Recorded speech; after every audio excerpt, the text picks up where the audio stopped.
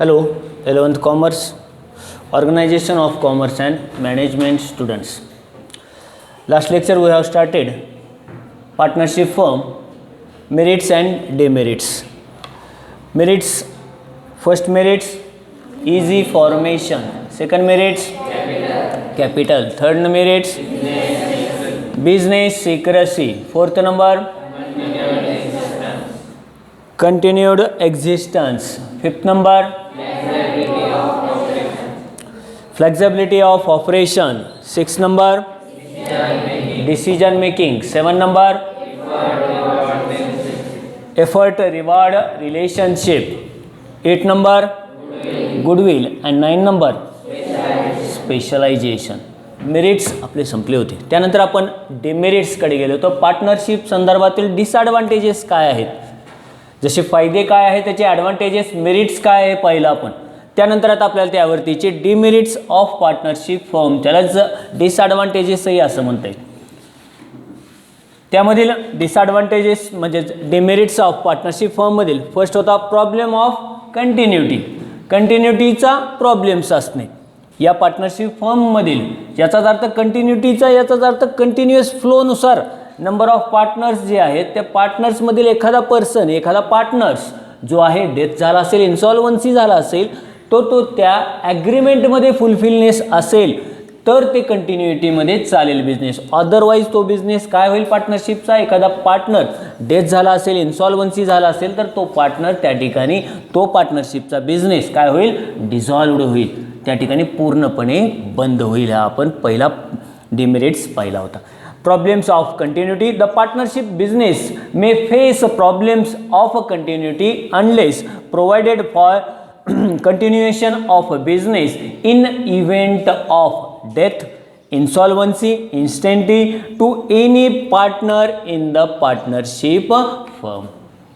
Partnership firm हा कंटिन्युटीमध्ये चालू शकत नाही. जर एखादा पार्टनर डेथ झाला असेल, इन्सॉल्वन्सी झाला असेल तर तो any partner in the partnership firm, तर तो पूर्ण एनी पार्टनरनुसार तो कंटिन्युटीमध्ये चालणार नाही. त्यासाठी काय असतं तर ॲग्रीमेंटमध्ये त्या संदर्भातील पूर्ण डिटेल इन्फॉर्मेशन त्यामध्ये मेन्शन केली असेल तरच तो बिझनेस कंटिन्युटीमध्ये पार्टनरशिप फर्म चालवला जातो. हा त्यातील फर्स्ट नंबरचा डिसएडव्हान्टेजेस आहे.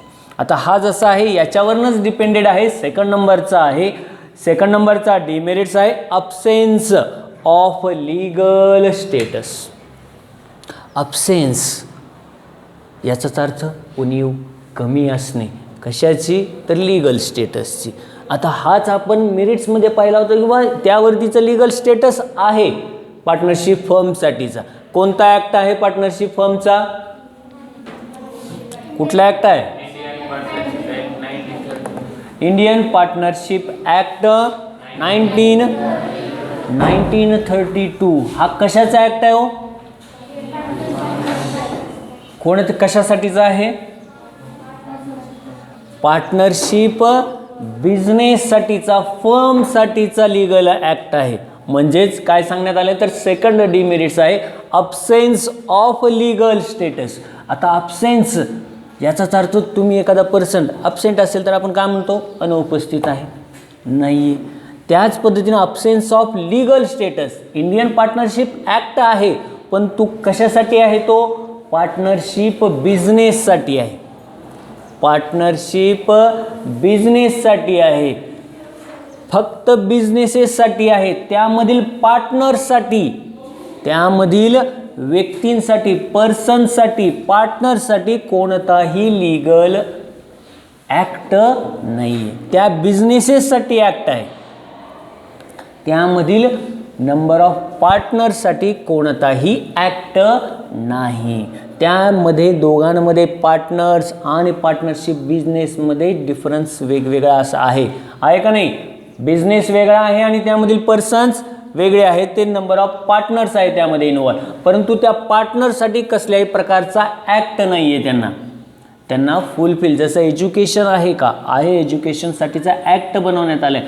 त्याचबरोबर मग स्टुडंट्स आणि विद्यार्थी आणि विद्यार्थिनीसाठी मग परत वेगळा ॲक्ट बनवण्यात आलेला आहे. हा जसा आहे तसाच त्या पद्धतीनं त्यावरतीनुसार फक्त पार्टनरशिप फर्मसाठीचा ॲक्ट आहे, त्यामधील पार्टनरसाठीचा ॲक्ट बनवण्यात आलेला नाही. त्यावरतीचं काय प्रमाणात असलं गेलं पाहिजे, त्यांना कसं स्टेटस मिळलं पाहिजे, किती प्रमाणात त्यांनी प्रपोर्शन घेतलं पाहिजे, अशा प्रकारचा कसल्याही प्रकारचा कायदा नाही आहे. फक्त पार्टनरशिप फर्मसाठी, एस्टॅब्लिशमेंटसाठी, त्यावरतीची वर्किंगसाठी, त्यासाठीच्या रजिस्ट्रेशनसाठीचा सर्व काही ॲक्ट बनवण्यात आलेला आहे.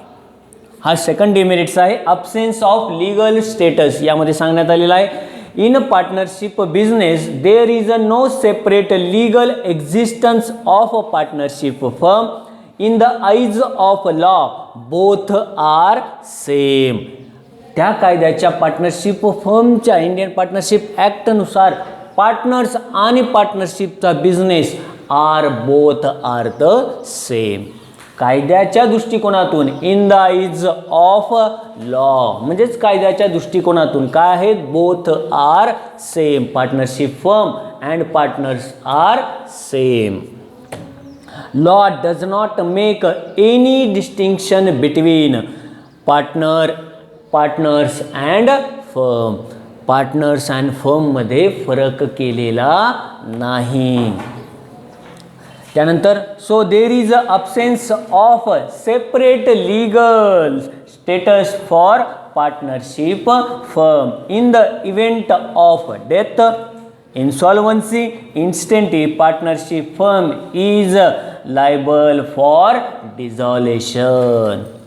जर या कायद्यानुसार कंपनी इंडियन पार्टनरशिप ॲक्टनुसार ते both are the same, partnership firm and partners हे दोघांनाही समानच पकडण्यात आलेलं आहे. आणि त्यानुसार partnership firm the in the event एखादा पार्टनर्स जर डेथ झाला असेल, इन्सॉल्वन्सी झाला असेल, इन्स्टेटी झाला असेल तर partnership firm is liable for dissolution. जर एखादा पार्टनरचा मृत्यू झाला असेल, दिवाळखोरीस निघाला असेल तर तो पार्टनरशिप फर्म काय होती, डिझॉल्युशन होते. डिझॉल्युशन होणे म्हणजे पूर्णपणे बंद होते. त्यामुळे यावरतीचा सेकंड डिमेरिट्स आहे अब्सेन्स ऑफ लीगल स्टेटस. त्यानंतर थर्ड नंबर आहे डिस्प्यूट्स. थर्ड नंबर आहे डिस्प्यूट्स. आता डिस्प्यूट्स म्हणजे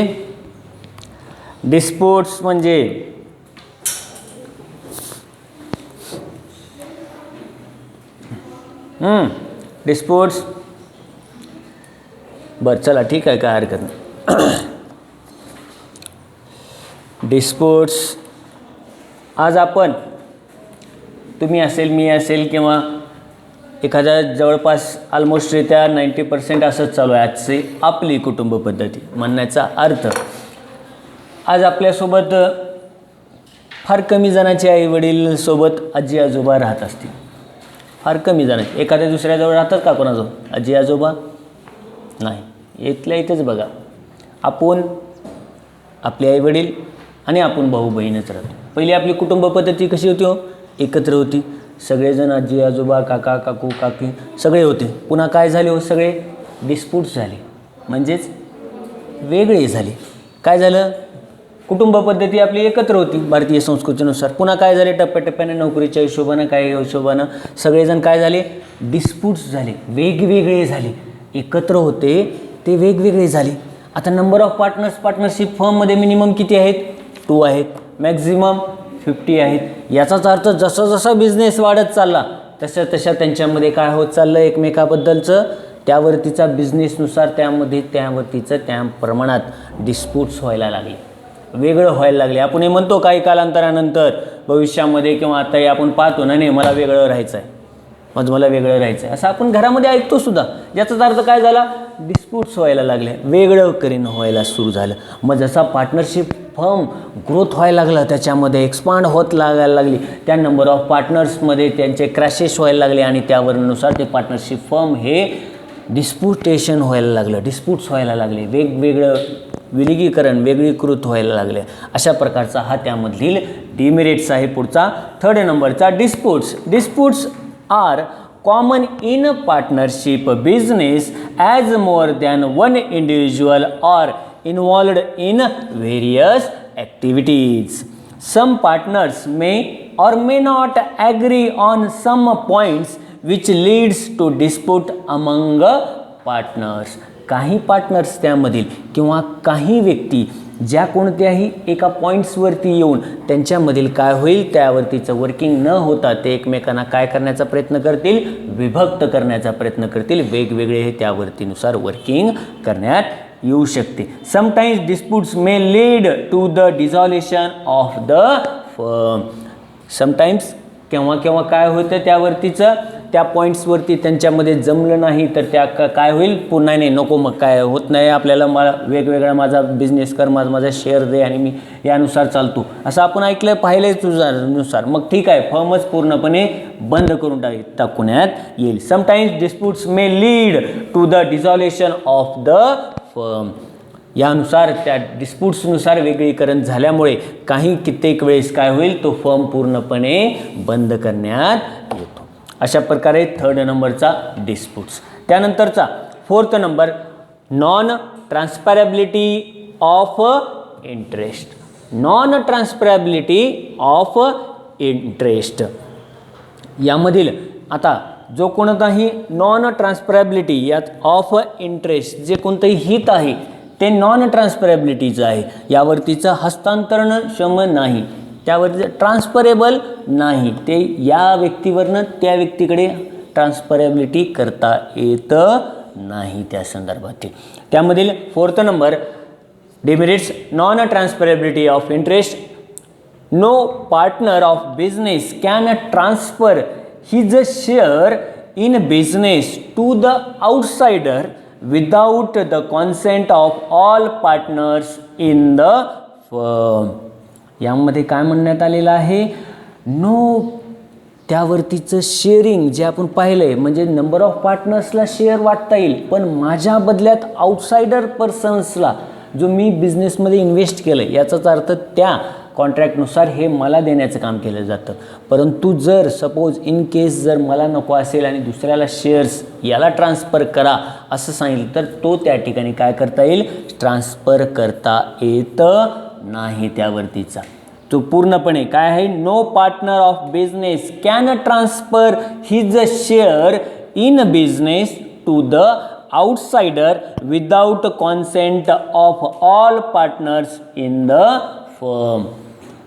दुसऱ्या एखाद्या पार्टनर्सला म्हणजेच दुसऱ्या बाहेरील आउटसाइडर व्यक्तीला तो त्या ठिकाणचा त्याचा शेअर म्हणजे त्याचा हिस्सा त्याचा भाग हा काय करता येत नाही, ट्रान्सफर करता येत नाही त्याच्या व्यक्तीवरतीचं.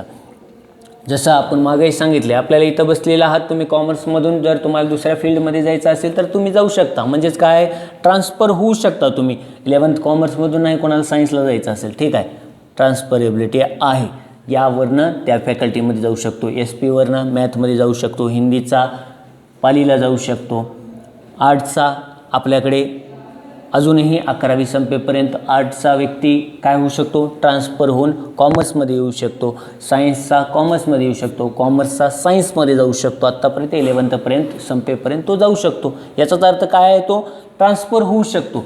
परंतु त्याच पद्धतीनं पार्टनरशिप फर्ममध्ये एखादा पार्टनरचा शेअर हा आउटसाइडर याचाच अर्थ बाहेरील व्यक्तीकडे ट्रान्सफर करता येतं नाही. त्यालाच म्हणण्यात आले in generally there is a no transferability of interest in partnership business.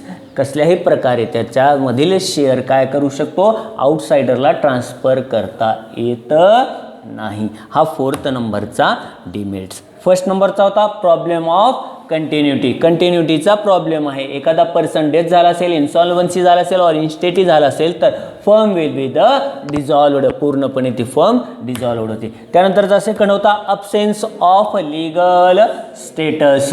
Partnership firm and partners there is a no distinction between, या दोघांमध्ये काय करण्यात आलं आहे, फरक करण्यात आलेला आहे. त्यामुळे पार्टनरसाठीचा कसल्याही प्रकारचा त्यावरतीचा लिगल स्टेटस क्रिएट करण्यात आलेला नाही. हा सेकंड नंबर. त्यानंतर थर्ड नंबर डिस्प्यूट्स, पूर्णपणे सम प्रॉब्लेम्स आलेले असतील तर पॉईंट्सला the leads disputes among partners, त्या पार्टनर्समध्ये विभक्तीकरण होतं. हा थर्ड नंबरचा. त्यानंतर फोर्थ नंबरचा नॉन ट्रान्सफरेबिलिटी ऑफ इंटरेस्ट. यावरतीनुसार जो there is a no transferability of interest in partnership business, partnership बिझनेसमध्ये नॉन ट्रान्सफरेबिलिटी आहे, हस्तांतरण करता येत नाही. हा 4th नंबरचा डिमेरिट्स. त्यानंतर 5th नंबरचा limitation on number of partners. Limitations आलेलं आहे नंबर ऑफ पार्टनर्सवरती. किती आहे तो मिनिमम 2, मॅक्झिमम फक्त 50च घेऊ शकतो. हे त्यावरतीचं काय आहे लिमिटेशन्स आहे. त्याच्यापेक्षा मोर दॅन 51 पर्सन्स घेऊ शकत नाही.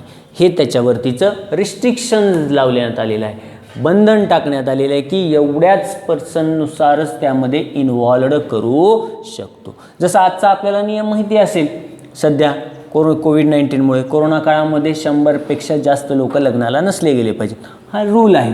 काय चाललं आहे हे आपल्यालाही माहिती आहे, किती लोक येले किती चालले, त्याच्याबद्दलचं आपल्याला त्याच्याबद्दल जायचं नाही. पण काय देण्यात आले पर्सनची संख्या 100च त्या ठिकाणी देण्यात आलेली आहे, लग्न कार्य वेडिंग कार्ड असतील तर. त्याच पद्धतीने याचा अर्थ काय आहे, पार्टनरशिप फर्ममध्ये मिनिमम 2 आणि मॅक्झिमम 50 पर्सन्सच त्यामध्ये इन्व्हॉल्व व्हायला पाहिजे. यावरतीचं काय टाकण्यात आले रिस्ट्रिक्शन्स टाकण्यात आलेले आहेत. त्याच्यापेक्षा मोर दॅन 51 पर्सनपेक्षा आपण एकही पर्सन एक्स्ट्रा घेऊ शकत नाही. हा त्याच्यातील डिमेरिट्स आहे. जसं जसं आपण पुढील नेक्स्ट बिझनेसकडे वळू, त्यापुढे जॉईंट स्टॉक कंपनीकडे अनलिमिटेड पर्सन्स घेऊ शकतो. त्या बिझनेसेसमध्ये आपण अमर्यादित कितीही असू शकतात. त्याचनुसार यावरतीचा डिमेरिट सांगण्यात आलेला आहे. काय आहे limitation of number of partners. Limitations टाकण्यात आलेले आहेत त्यावरतीचे पार्टनर्ससाठीचे. काय आहे the Indian partnership act limits maximum number of partners. जास्तीच्या इंडियन पार्टनरशिप ॲक्टनुसार जास्तीच्या पार्टनर्स संख्येवरती काय देण्यात आलेली आहे लिमिटेशन्स, मर्यादा देण्यात आलेली आहे. No partnership firm can go beyond maximum prescribed limit of 50 partners. कितीची लिमिट देण्यात आलेली आहे प्रिस्क्राइब्ड पार्टनरशिप 50 नंबर ऑफ पर्सनची. 50 व्यक्तीचीच मॅक्झिमम लिमिट देण्यात आलेली आहे. अदरवाईज एक्स्ट्रा एकही 51पेक्षा 50 पर्सन्सपेक्षा तो जास्त कलेक्ट त्या पार्टनरशिप फर्ममध्ये पार्टनर्स होऊ शकत नाही. हा त्यातील 5th नंबरचा लिमिटेशन्स होता. दिस restricts maximum number of partners admitted in businesses. Such restrictions may affect a partnership firm while capital contribution and even in case of management of partnership business. या रिस्ट्रिक्शनमुळं काय होतं, जे कोणतेही व्हाईल कॅपिटल कॉन्ट्रीब्युशन आहे, जे capital गोळा करण्यासाठीच आहे, त्यावरती सुद्धा एक प्रकारे काय करण्यात आलेले आहे लिमिटेशन्स आलेल्या आहेत. आणि त्याचबरोबर in case of management of partnership business, त्याचबरोबर मॅनेजमेंट्सवरती सुद्धा त्याचा परिणाम हा लागू होतो. त्यामुळं या संदर्भातील लिमिटेशन्स सांगण्यात आले की मॅक्झिमम 50% लिमिटेशन्स देण्यात आले. त्यामुळे कॅपिटल गेनिंगमध्ये सुद्धा त्याचा इफेक्ट आणि त्याचबरोबर मॅनेजमेंटवरती सुद्धा त्याचा इफेक्ट होतो त्या ठिकाणी. त्यानंतर 6 number difficulty in admission of partners. कशाची डिफिकल्टी आहे हो ॲडमिशन ऑफ पार्टनर्स. जे पार्टनर्स ॲडमिटेड होणार आहेत म्हणजेच त्यामध्ये इन्व्हॉल्वड होणार आहे. तुम्ही ॲडमिशन करताना आत्ताच वर्ड वापरला मी, तुम्ही क्लासमध्ये आलात कॉलेजमध्ये आलात म्हणजेच काय करून आला तो ॲडमिशन. ॲडमिशन केलं म्हणजेच काय झालं ॲडमिटेड झालात म्हणजेच दाखल झालात तुम्ही. आपण त्याच्यापुढे सांगतो कुठे गेलतो सर ॲडमिट होतो 2 दिवस, ॲडमिट होतो 2 दिवस याचाच अर्थ आपण लगेच अजून केलं की हॉस्पिटलमध्ये हा ॲडमिटेड होता. त्याचनुसार तो ॲडमिटेड होणे दाखल होणे कशा. मग आता याच्यात काय कशामध्ये दाखल होण्यासाठी काय डिफिकल्टी आहे difficulty in admission of partner.